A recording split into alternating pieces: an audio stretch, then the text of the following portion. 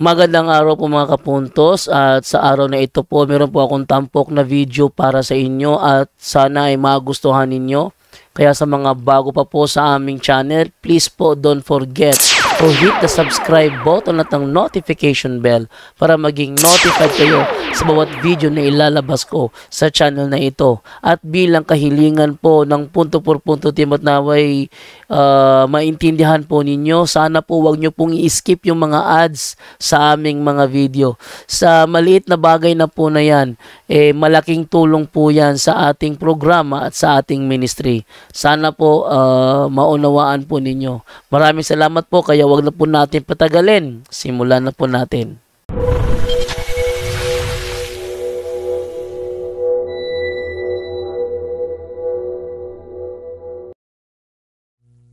Okay, thank you sa iyo, brother Angel Santos. At inibigay ngayon kay Brother Wendell Talibong para sa kanyang topic ngayong gabi, Brother Wendell. Okay, salamat Brad Jando.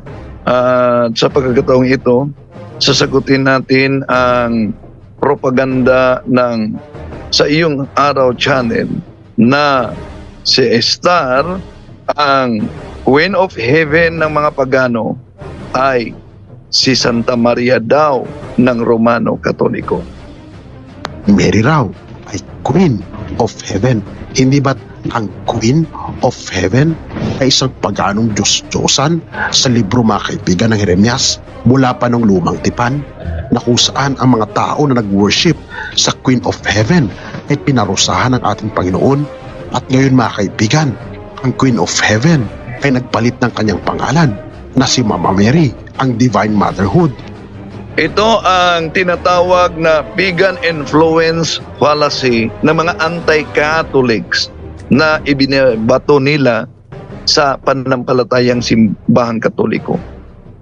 At kung ikaw ay mahina talaga at inosente sa pananampalatayang Katoliko, abay siguradong tatamaan ka nitong mga propagandang ito. Kadalasan sa ginagamit nila, mga kapatid, laban sa atin, itong Jeremias Kapitulo 44 versikulo 7, dahil dito binanggit yung Queen of Heaven, pero si Esther ang Babylonian goddess ng mga pagano. At ayon sa konklusyon, dahil tinatawag na Queen of Heaven si Esther na Babylonian goddess, at si Santa Maria ay tinatawag ng simbahang Katoliko na Queen of Heaven, ang konklusyon nila na si Santa Maria ang makabagong Diyos-Diyusan ng mga pagano. Mali po. Bakit mali, mga kapatid? Una, malaking pagkakaiba at napakalayo talaga ang pagkakaiba sa dalawa. Ang pagtawag na Reyna sa langit ng Mahal na Birheng Maria, alam nyo, ito ay sagot sa piking Diyos-Diyusan na si Esther ng paganong Babylonia. Kaya malaking pagkakaiba nitong dalawa. Ang Reynang Diyos-Diyusan, of course, yun ay Diyosa ng mga pagano. Siya ay tinatawag na Reyna sa langit ng mga pagano. Ngunit, siya ay piki. Sa Biblia, ang totoong Reyna sa langit, hindi Diyosa, kundi walang iba, ang Mahal na Birhen Maria. Balikan natin itong tinatawag na pagan influence fallacy, mga kapatid. Tandaan natin, dahil po ba una na gumagamit sa titulo niyan ang pagano, therefore ang kasunod na gumagamit ay sa pagano na? Mali. Bakit? Tandaan natin, sa Biblia, ang paganong hari ng Babylonia na si Nebuchadnezzar, mga kapatid, tinatawag siya na King of Kings sa Daniel chapter 2 verse 37. Ano daw? Siya ay hari ng mga hari. Hindi ba, mga kapatid, sa Biblia din, ang ating Panginoong Hesukristo tinatawag na hari ng mga hari ayon sa Pahayag Kapitulo 17, versikulo 14, Pahayag Kapitulo 19, versikulo 16. Ibig ko ba sabihin na dahil tinatawag na hari ng mga hari ang ating Panginoon Jesucristo, therefore ang titulo na ito ay galing sa mga pagano? Sasagutin natin ito, pero tulad sa dati, mataas kasi ito, di natin tatapusin ang buong video. Pahayag 21 verse 8. Ngunit sa mga duwag, at sa mga hindi mananampalataya, at sa mga kasuklam-suklam, at sa mga mamamatay tao, at sa mga mapakiapid, at sa mga manggagaway, at sa mga mapagsamba sa Diyos-Diyosan, at sa lahat ng mga sinungaling, ang kanilang bahagi ay sa dagat-dagatang nagningas sa apoy. Una, wala po tayong tutol sa naturang talata, mga kapatid. Wala po tayong tutol sa binanggit na Diyos-Diyosan. However, sa Biblia, hindi lahat na mga imahe ay Diyos-Diyosan. Kahit nga sa Harper's Bible Dictionary, ito mabasa natin, all idols are images, but not all religious images are idols. Hindi din tayo totol na ang mga sinungaling ay sa apoy sila itatapon. Kaya nga, delikado yung mga nagsusulputang sikta na tatag lamang ng tao. Okay. Although, yung mga kaanib na through no fault of their own, inosente talaga sila, kinikilala sila sa simbahang Katoliko na invisible members of the Catholic Church. However, yung alam ang katotohanan, ngunit umihiwalay sa totoo dahil lang sa kasunduan, may malaking panunugutan. Tuloy natin. Sobre na siyang ikalawang kamatayan, mga kaibigan. Sa pagkakataong ito, ating pag-uusapan ang patungkol sa pag-worship o pagsamba kay Mary. O yun, pag-uusapan daw niya ang worship, pagsamba kay Maria. Una, ating lilinawin, mga kapatid, kung marinig mo ang salitang pagsamba, ito ba'y nangangahulugan na pag-Diyos na agad? Hindi, mga kapatid. Ano ba ang salitang pagsamba? May pagsamba na tungkol sa Diyos lamang, iyon ay tinatawag na adoration. At may pagsamba na ang kahulugan ay veneration o paggalang. Kaya, tunghayan natin ang dalubhasa sa mga wika, Webster's Dictionary. Ito ang mabasa natin sa definition ng worship.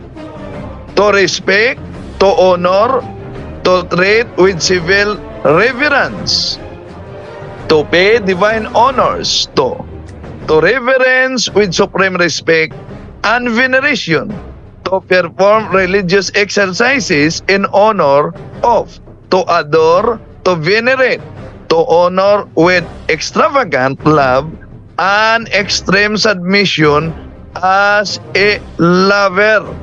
Yun ang definition, mga kapatid, sa salitang worship, no? Hindi nangangahulugan na ang salitang pagsamba dahil gawin kasi ng mga anti-Catholic yung ibang mga aklat Katoliko. Merong aklat Katoliko nagsasabi na hindi sinamba yung mga santo, pero meron namang Catechism of the Catholic, Catechism of Christian Doctrines na nagsasabing sinasamba ang mga imahe nito. Nagsusuwagan ba? Wala. Walang pagsusuwagan. Bakit? Dahil ang salitang pagsamba, nangangahulugan din ito, hindi lahat na salitang pagsamba pag Diyos na, kundi may salitang pagsamba na nangangahulugang to honor. Halimbawa, yung mabasa natin sa 1 Chronicles chapter chapter 29 verse 20. And David said to all congregation, now bless the Lord your God. And all congregation blessed the Lord God of their fathers, and bowed down their heads and worshipped the Lord and the King. So dito, sa talatang ito, mga kapatid, makita ninyo na ang sinabi, worship the Lord and the King.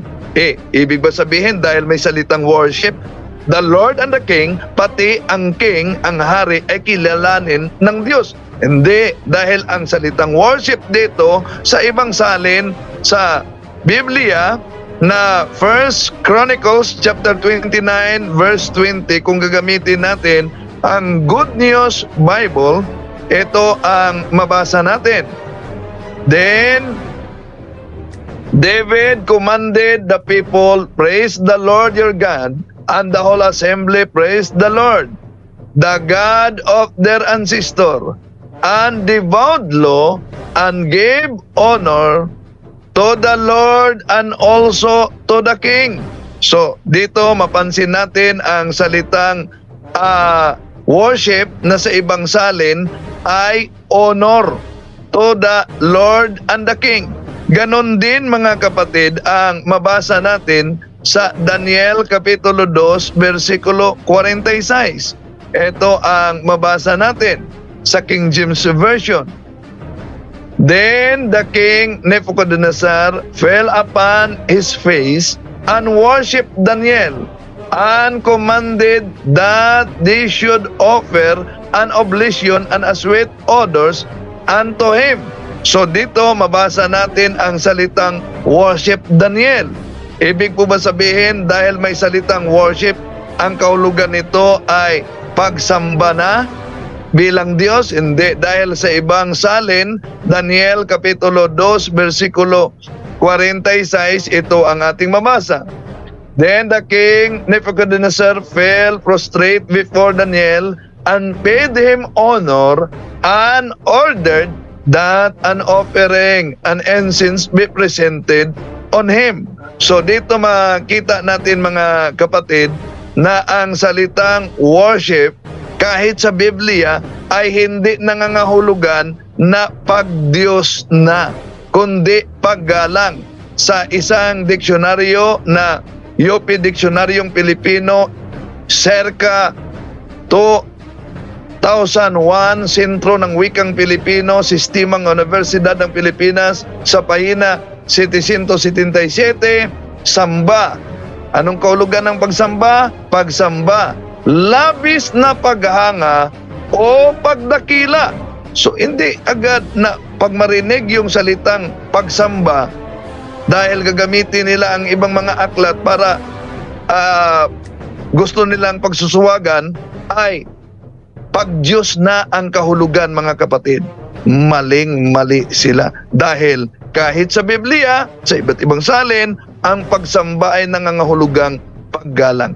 Tuloy natin. Yes, hindi natin sinamba si Santa Maria bilang Diyos. Kahit kailan, hindi natin kilala si Santa Maria na Diyos. Kundi siya ay nagiging ina ng Diyos sa ikalawang persona. Tuloy natin. At ano ang nagpapadya na kaparusahan sa mga taong sumasamba kay Maria?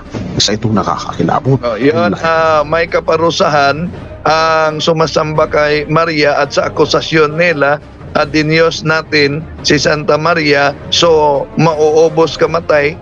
Matagal na sana naubos ang Katoliko kung tama itong kanilang maling interpretasyon at propaganda. Tuloy natin. And then, na sitwasyon dahil kailangan mo itong malaman. Ito ang sa iyong araw ating sasagutin mga kapatid. Kung ating makikita, mataas ito na video, pero yung mga bahagi lamang ituloy natin sa susunod ang pagsagot. Kaibigan, simula pa nung una sa lumang tipan, sa libro mga kaibigan ni Jeremias, ito ang tinatawag na Jeremiah's Prophecy. Sa propesya mga kaibigan ni Jeremiah sa chapter 7, ating mababasa dito, ang mga anak mga kaibigan ni Judah ay sila mga kaibigan ay nag-iimpok ng mga kahoy upang ito ay kanilang sisindihan, at ang mga babae mga kaibigan ay gumagawa ng mga cakes o tinapay para sa Queen of Heaven. Oo mga kaibigan, ito ang Diyos-Diyosan ng mga pagano na ginagawa ng mga anak ng Diyos, ang mga anak ng tribu ng Judah. Sa pang-44 mga kaibigan na chapter ng Jeremiah, makikita natin dito. Lilinawin natin mga kapatid, dahil sa propagandang ito, makita ninyo na may ginagamit na talata, lalo na ang Jeremiah chapter 7 verse 18. Pero kung gagamitin natin ang footnote sa Confraternity Bible, mga kapatid, ang tinutukoy diyan ay ito ang mabasa natin sa footnote. The Queen of Heaven, that is the moon, which they worshipped under that name. So kaya kung sasabihin nila na ito'y tumutukoy sa Mahal na Birhen Maria, out of context sila, mga kapatid. At makita ninyo dito na may ipinakita silang prosesyon. Sa Biblia ba, mga kapatid, dahil gusto nila letra por letra, may mabasa ba tayong prosesyon? Meron. Halimbawa, kung tingnan natin ang Psalm chapter 45 verses 15 up to 17, ito mabasa natin. They are bubbling with joy and they walk in procession and enter the royal palace. Your sons will carry on the dynasty of your ancestors. You will make them princes throughout the land. I will proclaim your greatness through the coming years. Then the nation will praise you forever. So, di po ba gusto nila letra por letra mabasa? Prosesyon. May mabasa tayo, mga kapatid, na prosesyon. Ngunit, ito'y inuugnay nila na ang Mahal na Birhen Maria ay Diyos-Diyosan. Mali. Dahil kahit kailan, hindi itinuturo ng Simbahang Katoliko na si Santa Maria ay naging Diyos. Kahit ba sa mali nilang interpretasyon, kung di siya naging Diyos, bakit itinuturo ng Simbahang Katoliko na siya ina ng Diyos? Pag sinabi bang ina ng Diyos, automatic ba Diyos na agad? Mali. Pag ina ba ng presidente, automatic presidente agad. Pag ina ba ng abogado, automatic abogado agad. Pag ang anak ba ay lalaki, ang ina ay lalaki din. Kaya argumentum contra factum non valid. Okay, tuloy natin. Ang pagan idolatry na in-address na naman, mga kaibigan, ni Jeremiah sa verse 17. Makikita natin dito, mga kaibigan. Sa halip, gagawin namin ang lahat ng aming ipinangako sa aming sarili. Magsusunog kami ng handog sa reyna ng kalangitan. Mag-aalay kami ng handog na alak para sa kanya, gaya ng ginagawa ng aming mga ninuno, mga hari at mga pinuno, at gaya ng ginawa namin sa mga lungsod ng Juda at sa mga lansangan sa Jerusalem. Noon ay sagana kami sa pagkain, payapa kami, at walang anumang kapahamakang dumating sa amin.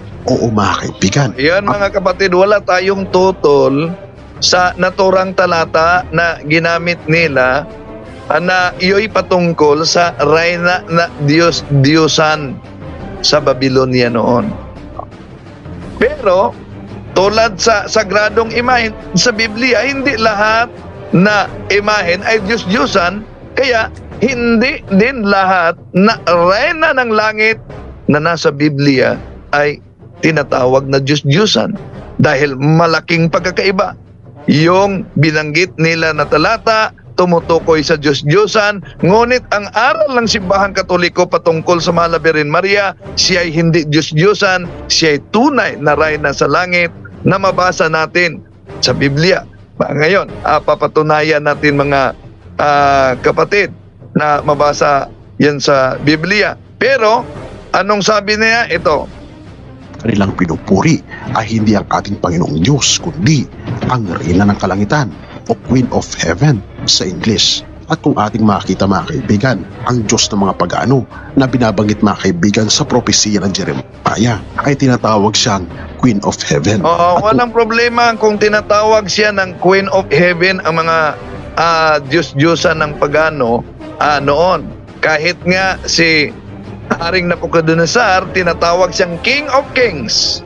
Ang ating Panginoon Jesucristo, tinatawag na King of Kings. Ibig po sabihin, dahil si Haring Nabucodonosor na isang paganong hari, tinatawag na King of Kings, at ang ating Panginoon Jesucristo ay tinatawag na King of Kings, kahit ang Diyos ito'y iisa na. Kaya yon ang tinatawag na pagan influence fallacy.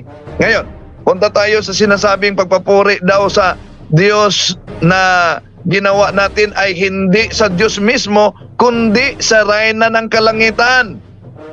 Ang konteksto sa Jeremiah, mga kapatid, ay iyo'y tungkol sa pag-Diyos-Diyos mismo sa Diyos-Diyosan na si Esther. Ang konteksto naman sa simbahang Katoliko na tinutuligsa nitong mga anti-Catholic ay ang tunay na reyna sa langit at si Jesus mismo ang nagsabi na sa pamamagitan ng Mahal na Birhen Maria, sa pamamagitan ng mga banal, anong sabi niya? Siya din umano ay maparangalan. Saan natin yan mabasa, mga kapatid? Ito ang mabasa natin sa Juan Kapitulo 17, versikulo 10. Ang lahat ng akin ay sa iyo. Ang lahat ng sa iyo ay akin. At sa pamamagitan ako sa napaparangalan ako sa pamamagitan nila. See? Ang tanong, ang Mahal na Birhen Maria ba ay hindi sa ating Panginoong Hesus? Natural, dahil siya ay ina, siya ay sa ating Panginoong Hesus.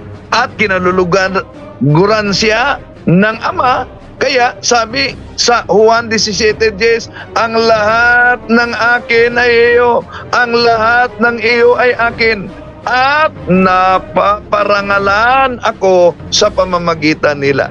Ngayon, di po ba napaka-irony, mga kapatid, na tinanggap nitong mga anti-Catholic ang ating Panginoong Hesus, ang anak ni Santa Maria, ngunit yung nanganak ay hindi nila pwedeng tanggapin. Anong sabi sa ang dating Biblia? Mabasa natin, mga kapatid, sa unang Juan Kapitulo 5, versikulo 1. Itong mabasa. Ang sino mang nananampalataya na si Jesus ay siyang Diyos, ay ipinanganak ng Diyos. At ang bawat umiibig sa nanganak ay umiibig din naman sa ipinanganak niyaon. See? Napakalinaw, mga kapatid, ang Protestant na salin yan. Anong sabi sa Protestant na salin? Ang bawat umiibig sa nanganak ay umiibig din naman sa ipinanganak niyaon. Paano natin masasabi na iniibig nila ang ating Panginoong Jesucristo, pero mariing tinutuligsa nila ang ina mismo? Okay, ituloy natin. Ating makikita, mga kaibigan, nagkaroon ng judgment sa mga tao, mga kaibigan, na pumupuri sa Queen of Heaven. Ang nangyari, mga kaibigan, ay namatay ang lahat ng mga tao na sumamba. Di tayo totoo dyan, mga kapatid. Pero pansinin ninyo ang lohiko niya na yung sumamba sa Diyos-Diyosan na Queen of Heaven ay namatay. Lahat. Kung ang ating Panginoong o kung ang ating Mahal na Birhen Maria ay Diyos-Diyosan, tulad sa mga paganong Diyos-Diyosan at ang sumamba, naubos ba ang simbahang Katoliko sa pagkamatay? Yung mga miyembro nito. Kaya napakalayo po. Okay, tuloy natin. Queen of Heaven. Kung ating mapapansin, mga kaibigan, sa talaan ng ating history, ang Queen of Heaven, mga kaibigan, o Reyna ng Langit, ay nagkaroon ng iba't ibang mga pangalan hanggang sa kapanahunan natin ngayon, na kung saan ito ay naipasok sa loob, mga kaibigan, ng apostate Christianity. Ito sa loob na naman, yung tinatawag na apostate Christianity. Ito ang marinig natin. Turo ito ng Seventh-day Adventist, natatag ni Ellen Goldwhite. Turo ito ng Saksi ni Jehovah, ni Charles T. Russell. Turo din ito sa Iglesia ni Kristong Tatag ni Felix Manalo, na ang simbahang Katoliko tinatawag na apostate church, mga kapatid. Claim kasi nila, claim lang ito. Claim ng mga solpot na sikta na natalikod ang unang iglesia ni Kristo daw. Wala naman yan sa Biblia. At ang unang iglesia ni Kristo, walang iba kundi ang Iglesia Katolika. Yun kasi dahil di nila yan mapabulaanan, mga kapatid, kaya ang kanilang propaganda natalikod, lubos natalikod. Bakit lubos natalikod? Para mailuklok nila ang siktang inaniban nila na tatag lamang ng tao. Bakit hindi maaring lubosang matalikod ang tunay na iglesyang tatag ng ating Panginoon Jesucristo, mga kapatid? Dahil alam natin na ang iglesia ay itinayo ng ating Panginoong Jesucristo mismo sa ibabaw ng bato. Ayon sa San Mateo Kapitulo 16, versikulo 18, at sinabi ko naman sa iyo na ikaw ay Pedro, at sa ibabaw ng batong ito ay itatayo ko ang aking iglesia, at ang mga pintuan ng Hades ay hindi magsisipanaig laban sa kanya. See? Bakit sa ibabaw ng bato itinayo ng ating Panginoon Jesucristo? Sinabi mismo ng ating Panginoon Jesucristo, maski ang pintuan ng impyerno, pintuan ng Hades, ay hindi magsisipanaig laban sa iglesyang tunay. Ibig sabihin, mga kapatid, hindi matatalo ng diablo ang iglesyang itinatag ng ating Panginoon Jesucristo kay Pedro. So, ang mababasa natin, hindi makapananaig. Nagsinungaling ba ang ating Panginoon Jesucristo? Mga kapatid, natural hindi. Siya nagsinungaling. Kaya bakit sa ibabaw ng bato itinatag niya ang kanyang iglesia, ang tunay na iglesia? Dahil ang bato ay sumisimbolo ito sa matibay na pundasyon o matatag na pundasyon, mga kapatid. Kaya nga, kung tingnan natin ang mabasa sa San Mateo Kapitulo 7, versikulo 24, 25, isang taong matalino na itinayo ang kaniyang bahay sa ibabaw ng bato, at lumagpak ang ulan, at bumaha, at umihip ang mga hangin, at hinampas ang bahay na yaon, at hindi nabagsak sapagkat natatayo ibabaw ng bato. See?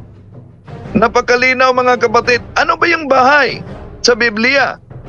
Kung tingnan natin ang unang Timoteo 3:15, walang iba kundi ang iglesyang tatag ng ating Panginoong Hesukristo. Yun ang haligi at suhay ng katotohanan. Tuloy natin, mga kapatid, ang propaganda nila laban sa simbahang Katoliko. Ito. Ng Roman Catholic Church. Inadres, mga kaibigan, ang isyu na ito sa Bagong Tipan sa pamagitan, mga kaibigan, sa sulat ni Pablo. Ito ay mababasa natin, mga kaibigan. Sa first... tandaan ninyo, yung sulat ni San Pablo daw, yon ang katibayan na natalikod ang tunay na iglesia. Pansinin nyo, may mabasa ba sa kanyang sulat na natalikod? Wala naman. Imagination lang nila yan. 1 verse 3, gaya ng ipinakiusap ko sa iyo. Yun. Unang Timoteo Kapitulo 1, versikulo 3. May mabasa ba dyan na natalikod ang unang iglesia o ang tunay na iglesia? Ito. Ako pumunta sa Macedonia. Nais kong manatili ka sa Efeso upang utusan mo ang ilang tao dyan na huwag magturo ng maling aral at huwag nilang pag-aksaya ng panahon. Wala tayong tutol dyan, mga kapatid, dahil mula pa noon may bababala na ang ating Panginoon Jesucristo na galing sa tunay na iglesia, may mga magtuturo ng maling aral. At hindi lang yan, unang Juan Kapitulo 2, 18-19, may mga antikristo na galing sa atin, sila'y lalabas sa atin. So, meron bang mabasa batay sa naturang talata na ang iglesyang tatag ng ating Panginoon Jesucristo ay lubusang natalikod? Wala naman. Tuloy natin. Alamat, at mahahabang talaan ng mga angkan. Iyan ay pinagmulan lamang ng mga pagtatalo at hindi nakakatulong sa tao upang matupad ang plano ng Diyos sa pamamagitan ng pananampalataya. Ang layunin ng tagupiling ito ay upang magkaroon kayo ng pag-ibig na nagmula sa pusong dalisay, malinis na budhi at tapat na pananampalataya.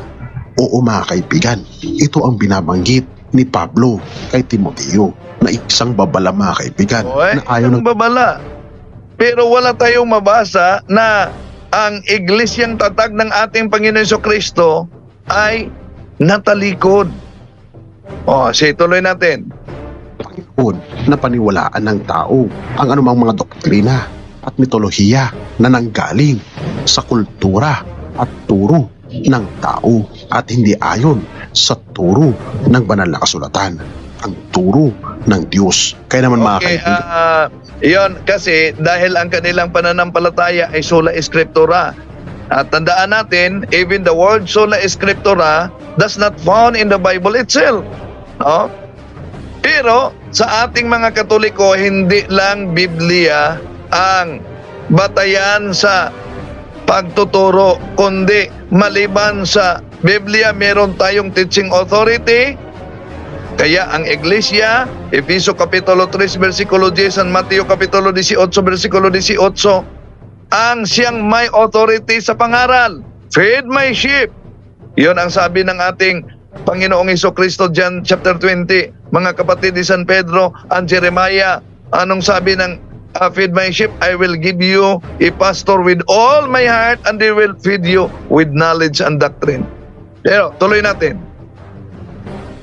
Binabanggit dito ni Apostol Pablo na kailangan nating i-address kung ano mga kaibigan ang doktrina ng katotohanan at ang doktrina ng kamalian. Yes, tama.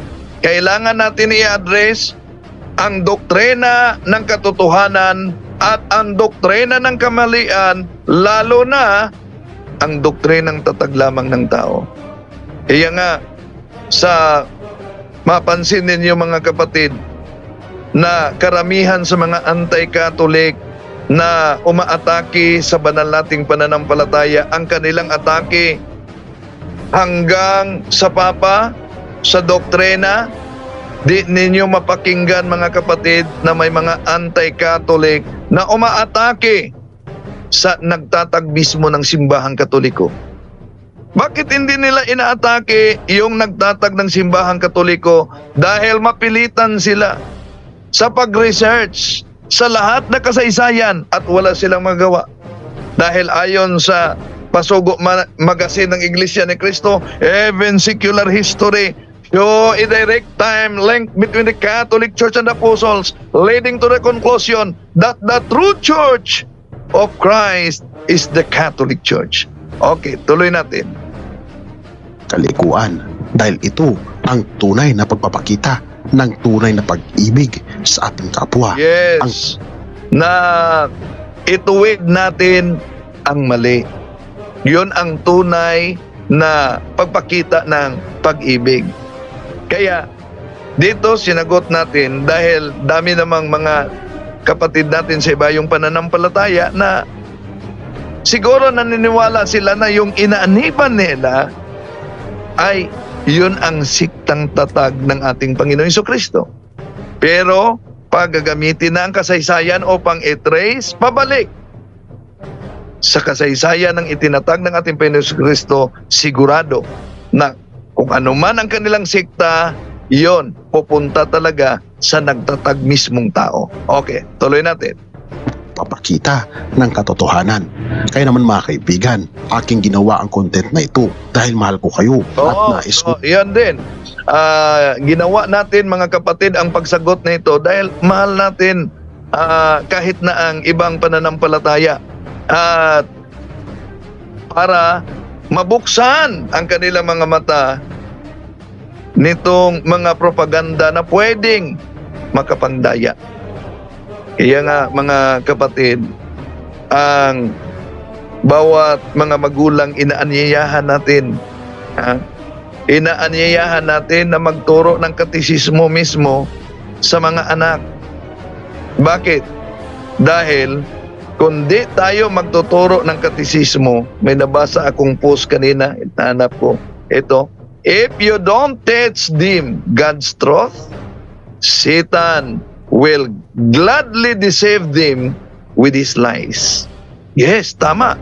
Kung hindi natin ituro umano ang katotohanan, si Satanas talagang magtuturo ng kasinungalingan, at bahagi sa pagturo ng kasinungalingan ni Satanas, eto, ang daming mga sektang nagsusulputan na nag-aangkin na sila ay tatag ng ating Panginoon Jesucristo, ngunit pinasinungalingan nila mismo ang sarili nilang founder na pinutunayan kahit sa kanilang sect registration at sa kasaysayan. Okay, tuloy natin. Sabihin sa inyo kung ano ang katotohanan na ito. At alam niyo ba mga kaibigan, ng old goddess, ng Queen of Heaven, ng mga pagano, ay ito mga kaibigan, ay naipasa sa loob ng iglesia ng Roman Catholic Church at naging si Maria. Saan nga mabasa o anong libro o aklat na Katoliko na yung goddess na si Esther ay ginawang si Santa Maria? Saan nga? Wala. Ibig sabihin, imagination lang nila yon na propaganda, mga kapatid. Ulitin ko, ang pagtawag na si Santa Maria ay Reyna ng Langit ay sagot sa piking Diyos-Diyosan na tinatawag na Reyna ng Langit ng mga paganong Babylonia noon na si Esther. Pero pag ikumpara natin ang dalawa, napakalayo at malaking pagkakaiba sa dalawa. Bakit? Si Esther ay Reyna sa langit, Diyos-Diyosan siya, at piki na Reyna sa langit. Ang totoong Reyna sa langit, hindi Diyos-Diyosan, kundi ang mahal na Birhen Maria, ang tunay na ina sa Diyos na nagkatawang tao. Tuloy natin mga kapatid, dahil may binanggit siya ditong aklat. Aba, akala siguro nila sila lang ang nag-research. Itong aklat na Glories and Virtues of Mary. Bakit? Dito daw sa aklat na ito, si Santa Maria, kinikilala nating Diyos. Aba, ubusin mo man pagbasa ang Glories and Virtues of Mary, wala kang mabasa na si Santa Maria ay tinatawag na Diyos. Kahit nga sa aklat na paulit-ulit na ginamit noon ni Eliseo Soriano at sa Iglesia ni Cristo, itong tinatawag na ang aking Birheng Mariang tagapamamagitan. Minadjek nila ito, mga kapatid. Tuloy natin, ha? Samba ng karamihan. Dahil ito mga kaibigan, ang kasalanang gustong ipasa ni Satanas sa mga tao. Nais niya kasi na sambahin din natin ang ating kapwa-tao na katulad ni Satanas na nais niyang ipasamba ang kanyang sarili. Na ito mga kaibigan ang naging hudyat na siya ay napalaya sa langit. Talaga. Kaya mag-ingat mga kapatid. Bakit? Dahil si Satanas ama ng kasinungalingan. Kung si Santa Maria ay kinikilala nating Diyos, saan na aklat yan? Meron siyang binanggit dito daw, Glories and Virtues of Mary. Pero walang binanggit na pahina. Ibig sabihin, imagination lang nila. Okay, tuloy natin. Sinunod ang unang commandment, ang unang utos sa langit, ang huwag magkaroon ng Diyos maliban sa ating Panginoong Diyos. At ito mga kaibigan ay ipinasa niya sa mga tao ngayon. Binulag niya ang ating mga mata. At hindi niya... Sabi niya, binulag nila ang ating mga mata. So, inamin nila, niya mismo, na nabulag sila. Dapat, binulag niya ang karamihang mga mata sa ibayong pananampalataya. Pero nang sinabing binulag niya ang ating mga mata, abay, inamin niya, nabulag sila, no? Sa kasinungalingan, mga kapatid. Bakit? Nabulag sa kasinungalingan. Napakalinaw naman sa Biblia na kung paulit-ulit nila na tinatalakay ang Exodo Kapitulo 20, versikulo 3 hanggang 5, tama naman yun. Diyos-Diyosan naman yun. Pero bakit yung kasunod na talata, Exodo 25, 19-22, abay iniiwasan nila? Eh di po ba malinaw na pagkabulag na yan na hindi pala lahat na mga imahen o larawan sa Biblia ay Diyos-Diyosan? Tuloy natin mga kapatid.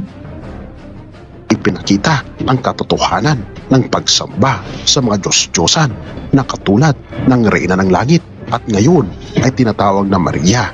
Yeah. Una, misleading ang narasyon niya. Tama naman tinatawag si Santa Maria na Reyna sa Langit, ngunit wala itong kaugnayan sa tinatawag na Reyna sa Langit ng mga pagano, kundi siya ang sagot sa piking Reyna sa Langit ng mga pagano. Okay, tuloy natin. Mary or Mama Mary, ang pagsamba mga kaibigan. Bakit tinatawag nating Mama Mary? Eh tingnan niyo ang San Juan Kapitulo 19:26. Anong nangyari? Doon mismo sa cross. Anong sabi ng ating Panginoon Jesucristo? Iniwan siya sa kaniyang mahal na alagad na magiging ina. At tandaan natin na ang kaanib sa tunay na iglesia, San Mateo 28:19-20, nagiging alagad ni Kristo sa pamamagitan ng binyag. Kaya si Santa Maria ay iniwan na magiging ina sa mga alagad sa simbahan na iglesyang itinatag ng ating Panginoon Jesucristo. Kaya tinatawag nating Mama Mary dahil yun ang sabi ng ating Panginoon Jesucristo, Juan 19:26, anak ang iyong ina. Tuloy natin. Maria o kay Mama Mary na tinatawag nila ay nagsimula noong 5th century. Ito ay namayani hanggang 18th century. Kung ating makikita mga kaibigan sa libro ng The Glories of Ito Mary. na, Glories of Mary. Ito. Ang libro, makita daw. Makita daw. Mag-ingat talaga kayo mga kapatid. Pero, walang binanggit na pahina dito. Anong makita daw? Na isinulat ni Saint Alphonsus de Liguori na original mga kaibigan na naisulat noong 1745. Ay ito ang history mga kaibigan ng devotion sa pagsamba kay Maria. Noong 5th century mga kaibigan, marami mga kaibigan ang naging kopya na nilathala sa publiko. At kung ating mapapansin mga kaibigan, ito ay naikalat hanggang 18th century at binabanggit mga kaibigan ng Roman Catholic Church sa kanilang affirmation. So, tandaan ninyo ha, na binanggit ng Roman Catholic sa affirmation umano batay sa aklat na ito na ano? Kay Mary na binabanggit nila mga kaibigan na si Mary at ang Diyos mga kaibigan ay pantay lamang. So, si Mary at ang Diyos ay pantay lamang. Asan? Sa Glories and Virtues of Mary, anong pahina? Wala. Walang maipakita, kaya imagination lang. Yun po ba ang official na aral ng simbahang Katoliko na si Santa Maria ay kapantay ng Diyos? Tingnan natin ang official na aral sa Our Catholic Faith by Monsignor Moro, page 123. Catholic do not believe that images may be worshipped, that the Blessed Virgin is equal to God. See, yun ang official na aral. Kaya kung sabi nila na dito sa aklat ni James Alberione na Glories and Virtues of Mary, sinabing kapantay si Santa Maria sa Diyos, asan? Anong page? Kaya nga di binanggit mga kapatid. Kaya yun ang ituwid natin. Ito'y malinaw na propaganda para pagsira sa ating pananampalataya. Tuloy natin. Pwede mong purihin mga kaibigan si Mary at sambahin na katulad ng Diyos. At ito ang ipinakakalat mga kaibigan ni Satanas. Nandito daw sa aklat na ito na pwede nating sambahin si Mary katulad ng Diyos. Anong napahina na mabasa? Akala siguro nila sila lang ang meron. Kayo mga kapatid, subukan niyong magbili ng ganito. Ang ganda ng aklat na ito. Pero di talaga ninyo mabasa na si Maria ay itinuturo na equal sa Diyos at sambahin bilang Diyos. Imagination lang yan nila. Okay, tuloy natin. Maling turo ang patungkol sa pag-worship, mga kaibigan, sa isang tao na ginagawa ni Satanas na kapantay ng God the Father, God the Son, at ng God the Holy Spirit. At atin itong, mga kaibigan, laliman. So laliman natin. Asan? Ulitin ko, asan na pahina sa aklat Katoliko na Glories and Virtues of Mary na itinuturong si Santa Maria kapantay ng God the Father, God the Son, and God the Holy Spirit? Wala. Opisyal na aral, ulitin ko, sa our Catholic faith, that the Catholic do not believe that images may be worshipped, that the Blessed Virgin is equal of God. Dito pa lang, sa naturang aklat na may pahina, opisyal na aral ng Simbahang Katoliko, butata na ang imagination nila. Okay, tuloy natin, mga kapatid, ang pahayag niya. Dahil kung ating babasahin, mga kaibigan, ang Biblia, wala kang mababasa dito na kailangan natin sambahin at purihin si Maria. Iyon. Kung babasahin daw ang Biblia, wala tayong mabasa na kailangang sambahin at purihin si Santa Maria. Una, di tayo tutol. Wala tayong mabasa na kailangang sambahin si Santa Maria bilang Diyos. At hindi yan opisyal na aral ng Simbahang Katoliko. Pero, yung sinabing wala tayong mabasa na purihin si Santa Maria, abay, ang unang pumupuri sa kanya ay ang anghel na inutusan ng Diyos. Lucas Kapitulo 1, versikulo 28. Anong sabi ng anghel? And coming to her, he said, Hail, favored one, the Lord is with you. Sinong nagsabi diyan? Anghel na inutusan mismo ng Diyos, mga kapatid. At ano ang sabi ni Santa Maria sa Lucas Kapitulo 1, versikulo 48? Ito ang pahayag ni Santa Maria. Sapagkat nilingap niya akong kaniyang abang alipin. Mula ngayon, ang lahat ng tao'y tatawagin akong pinagpala. Iyon ang sabi ng ating mahal na Birhen Maria. Mula ngayon, ang lahat, sa ibang salin, lahat na salinlahi. Tandaan natin sa Biblia, mga kapatid, meron lamang dalawa na salinlahi. Genesis Kapitulo 3, versikulo 15, salinlahi ng ahas, na yun ay patungkol sa demonyo. At ang salinlahi ng babae na ayon sa Lucas Kapitulo 1, versikulo 43, ang lahat na tao, lahat na salinlahi ay tatawagin siyang pinagpala. Katuparan nito ang Simbahang Katoliko lamang, mga kapatid. Okay, tuloy natin. Dahil maging, mga kaibigan, ang mga anghel sa banal na kasulatan na nagpapakita sa mga tao sa lumaman o bagong tipan, kung sila, mga kaibigan, ay pinupuri ng mga taong nakakita sa mga anghel, ay sinasabi ng mga anghel na huwag silang sambahin dahil ang Diyos lamang ang kailangan nilang sambahin. Ito pa kayang tao, mga kaibigan, na katulad ni Maria na sinasabi, mga kaibigan, na siya daw ay kapantay ng Diyos? Yun ang kasinungalingan na si Santa Maria kapantay ng Diyos.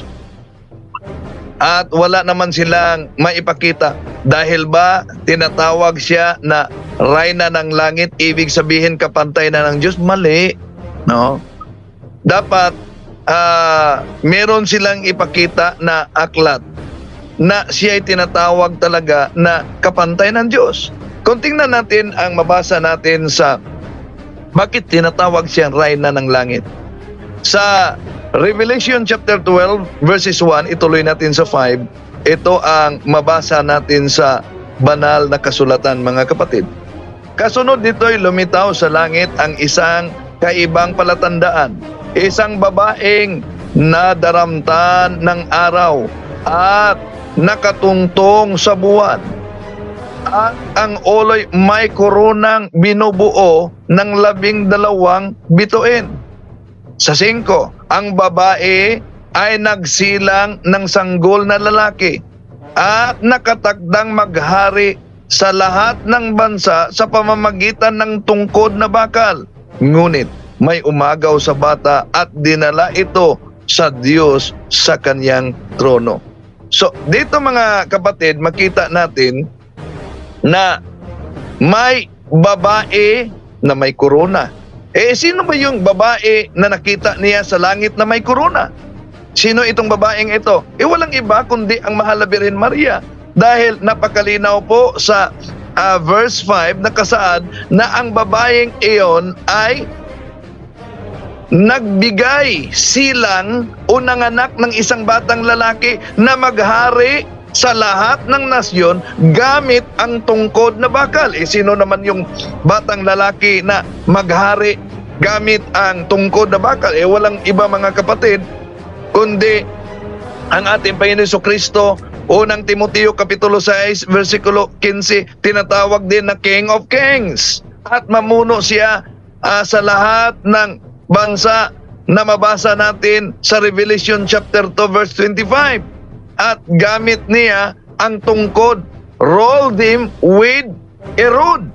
Kaya, kung si Jesus ang batang lalaki na tinatawag na hari, therefore, ang inang ito ay walang iba, si Santa Maria, ang tinutukoy na babae na may korona sa Revelation chapter 12, verse 1, mga kapatid. Ngayon, punta tayo sa logic. Kung si Santa Maria ang tinutukoy na babaeng may korona sa langit na nakita ni San Juan ayon sa Revelation chapter 12 verse 1. At kung ang pagkakaroon ng koronang suot na suot ay tanda sa pagiging reyna base sa mabasa natin sa Jeremias Kapitulo 13 versikulo 18. Therefore, ang tawaging reyna sa langit, ang Mahal na Birhen Maria, Mary, Queen of Heaven. Hindi po mali. Nararapat lang sa Mahal na Birhen Maria at nakabatay ito sa Biblia, mga kapatid. Ito'y sagot sa peking reyna sa langit ng mga pagano na si Esther. Mataas ito na video pero di pwedeng ubusin ko sa pagsagot, mga kapatid. Dami pa. Binanggit pa dito na si Santa Maria maraming anak daw, pero di natin ubusin ito dahil wala nang pwedeng makapagtanong. So hanggang dito na lang, mga kapatid, dahil alas 9 na. So Brajando,